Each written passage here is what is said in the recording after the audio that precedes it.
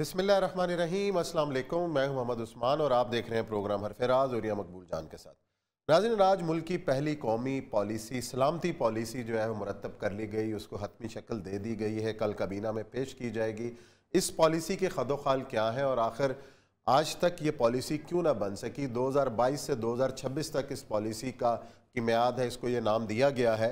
इसके main points क्या हैं, आज इस पर बात करेंगे। साथ ही एक बयान दिया वफाकी वज़ीर इत्तलात जनाब फवाद चौधरी साहब ने कि कायदे आज़म कैसा पाकिस्तान चाहते थे। उनका ये कहना है कि कायदे आज़म पाकिस्तान को एक मजहबी रियासत नहीं बनाना चाहते थे। इस बयान का क्या मकसद है, और साथ ही आज हम जिक्र करेंगे कि न्यूयॉर्क टाइम ने जो ख़ास एक रिपोर्ट शाया की है भारत के अंदर अक़लियतों के तहफ़्फ़ुज़ के हवाले से, और ख़ास तौर पर जो ईसाई कम्यूनिटी है, ईसाई बरादरी है, उसके ख़िलाफ़ क्या क्या मज़ालिम ढाए जा रहे हैं वहाँ पे, उसका पर्दा चाक करेंगे। इस प्रोग्राम के अंदर मौजूद मेहमानान भी हमारे साथ मौजूद होंगे और जिक्र करेंगे कि रूस के सदर व्लादिमीर पुतिन ने जो पैगम्बर इस्लाम के हवाले से जो बयान दिया, उसकी आलम इस्लाम किस तरीके से तारीफ़ कर रहा है और पाकिस्तान में इस बयान को किस तरह लिया गया है और उनके इस बयान की अहमियत क्या है आलमी सतह पर, इस पर होगी बात। शुरू करते हैं अपने पहले सेगमेंट से। अस्सलाम वालेकुम औरिया साहब, आज आप सेट पर मौजूद नहीं हैं, कहाँ घूम रहे हैं, पहले ये बताइए। मैं इस्लामाबाद में हूँ, एक लेक्चर देने आया हूँ इंशाल्लाह। अच्छा, चलें। आजकल आप जुम्मे भी पढ़ा रहे हैं, लेक्चर भी दे रहे हैं, को लगता है खैर नहीं है। बहरहाल हम प्रोग्राम शुरू करते हैं मौजू से कि जो अपना कौमी सलामती पॉलिसी के खदोखाल बयान किए गए हैं और ये जो कहा गया है कि शहरियों का माशी तहफ़्फ़ुज़ ही असल तहफ़्फ़ुज़ है और उसके बाद इसकी तारीफ़ की गई है। और एक तो ये कि इतने सालों में हमें इस बात का ख्याल क्यों नहीं आया, और अगर आया इतनी देर से क्यों आया, और इसके जो की फीचर्स हैं वो क्या हैं? देखिए उस्मान साहब, असल मसला ये है कि हमारी पाकिस्तान की सिक्योरिटी पॉलिसी जो है ना, वो 1950 से वो एसोसिएट हो गई थी सीटो और सेंटो के साथ, अमेरिका की सिक्योरिटी पॉलिसी के साथ, और हम उसी हिसाब से अपने आप की दिफाई पॉलिसीज बनाते थे। जितना कुछ समय मिलता था उसी हिसाब से हम आगे चलते थे। 65 तक की वॉर तक हमने उसी पॉलिसी के हिसाब से चलते रहे और हमारे सिक्योरिटी कंसर्न भी वैसे ही थे जैसे वहाँ थे। लेकिन चूंकि जिस वक्त हिंदुस्तान की और हमारी भारत की हमारी जंग हुई है, तो उसमें जब अमेरिका ने हमें पीछे छोड़ दिया है और हमारा असला की सप्लाई बंद की है, तो उसके बाद हमारी सिक्योरिटी के कंसर्न जो थे ज़रा सा मुख्तलिफ हुए। हमने किसी न किसी हद तक चीन की तरफ भी देखना शुरू किया, लेकिन हम अमेरिका के शिकंजे से बाहर नहीं निकल पाए। सही है। और उसके साथ आपने देखा होगा कि 71 में अमेरिका और रूस इन सारों ने मिलकर जो कुछ पाकिस्तान के साथ किया, अगरचे कि अमेरिका कहता है कि हमने बहुत कोशिश की मशरकी पाकिस्तान को बचाने की, लेकिन मशरकी पाकिस्तान चला गया। और असल में जो वेस्ट पाकिस्तान का तहफ़्फ़ुज़ था, उसकी जो अमेरिकन पेपर थे कहते हैं कि अमेरिका के अंदर ये सोच बड़ी अहम हो गई थी कि अगर मगरबी पाकिस्तान जो है वो भारत की तरफ चला गया और खुदा ना खास्ता ये लेवल आ गया, तो खित्ते से अमेरिका का खुदा हाफिज हो जाएगा। इसीलिए उन्होंने इंदिरा गांधी को वार्न किया था और फिर उसमें सीज फायर करवाया गया था। लेकिन आप देखें कि उसके बाद भी हमारी सिक्योरिटी पॉलिसी, अगरचे के किसी न किसी तरह जुल्फ़िकार अली भुट्टो साहब ने इंडिपेंडेंट करने की कोशिश की, लेकिन जैसे ही ज़िया-उल हक आए और उसके साथ साथ रूस दाखिल हुआ, तो हमारी सिक्योरिटी के कंसर्न नहीं बदल गए। हमारा तो वेस्टर्न बॉर्डर भी इस तरह सेफ ना रहा, हमारा ईस्टर्न बॉर्डर पहले सेफ नहीं था, और बहुत सारी चीज़ें हो गई।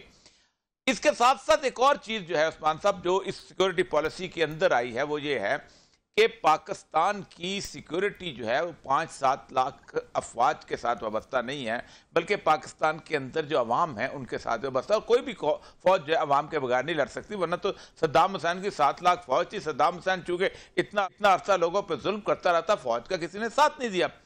अब मसला इसमें यह है, इस तरह की सिक्योरिटी पॉलिसी अगरचे के कैबिनेट में अप्रूव तो हो जाएगी, लेकिन क्या इस सिक्योरिटी पॉलिसी को हम इम्प्लीमेंट कैसे करेंगे, इकोनॉमिक सर्वाइवल कैसे होगी। इकोनॉमिक आपने जैसे मैं वही पढ़ रहा था कि 116 अरब डॉलर हमारे ऊपर कर्जा बन चुका है, बैरूनी कर्जा। अंदरूनी कर्जा तो इससे कई गुना ज्यादा है, जो कि हमने अवाम का पैसा जो है वो खर्च कर दिया, वह कर्जा ले लेके 116 अरब हमारा डॉलर जो है उसकी डेट किस्त कौन अदा करेगा। और अगर डेट किस्त आप नहीं अदा करेंगे तो फिर आगे आप कैसे चलेंगे, आपकी इंटरनेशनल तल्लुकात कैसे होंगे, आपकी बाकी सारी चीजें कैसे चलेंगी। सिक्योरिटी जो है किसी भी मुल्क की, वो बेसिकली वाबस्ता होती है आपकी माशी खुशहाली के साथ भी, और सबसे बड़ी बात ये होती है कि आपके पड़ोस के साथ ताल्लुकात के साथ भी। आपका वेस्टर्न बॉर्डर जो है خدا خدا کر کے ٹھیک ہوا ہے، بہتر ہوا ہے، تعلقات بہتر ہوئے ہیں، لیکن آپ کی سیکورٹی پالیسی اگر اس طرح کی رہی کہ ہم نے باقی دنیا کو دیکھ کے اپنے ویسٹرن بارڈر کو چلنا ہے تو پھر تو آپ کو گیا. آپ دیکھیں باقی ساری دنیا کے بھارت کے ساتھ تعلقات اچھے ہیں، آپ کے نہیں ہیں، کیونکہ آپ کہتے ہیں کہ بھارت ہمارا دشمن ہے. باقی ساری دنیا کے افغانستان کے تعلقات ٹھیک نہیں ہیں، آپ کا دوست ہے، آپ کیوں نہیں کہتے کہ ہمارا دوست ہے؟ یعنی بھارت کے مقابلے میں تو آپ سنتے نہیں ہیں انٹرنیشنل کمیونٹی کی. ان کو کہتے ہیں کہ نہیں، آپ جب افغانستان میں نیگوشیٹ کرنے جاتے ہیں تو آپ کہتے ہیں کہ بھارت کو نکال دو یہاں سے، تب ہم بیٹھیں گے، اور آپ کی بات مانی جاتی ہے. ایک بات بتاؤں عثمان صاحب، یہ پالیسی اب آئی ہے، لیکن میں ایک بات بتاؤں، پاکستان اس وقت پوری دنیا کا بلو آئیڈ بوائے ہے. پاکستان کے بغیر نہ امریکہ مکمل ہے، نہ چین مکمل ہے، نہ روس مکمل ہے. پاکستان کے اندر اگر کوئی قیادت واقعی سمجھنے والی ہو، اور مجھے عمران خان صاحب سے قطعاً کوئی توقع نہیں ہے فی الحال، کم از کم اس لیول کی کہ اس طرح کی جسے کہتا ہے چمکھی لڑائی کے اندر آگے بڑھ سکیں گے، لیکن کچھ نیشنل کنسنسس اگر بلٹ ہو جائے، پاکستان اس وقت جتنا کچھ کر سکتا ہے، پاکستان اگر ایک طرف ہو جائے تو امریکہ اس پورے خطے سے خداحافظ ہو جاتا ہے، انڈیا جو ہے دوسری طرف ہو جاتا ہے. پاکستان اگر امریکہ کی طرف چلا جائے تو چین کا پورا بیلٹ اینڈ روڈ کا پروگرام جو ہے وہ جسے کہتے ہیں کھو کھاتے میں جیسا وہ چلا جاتا ہے.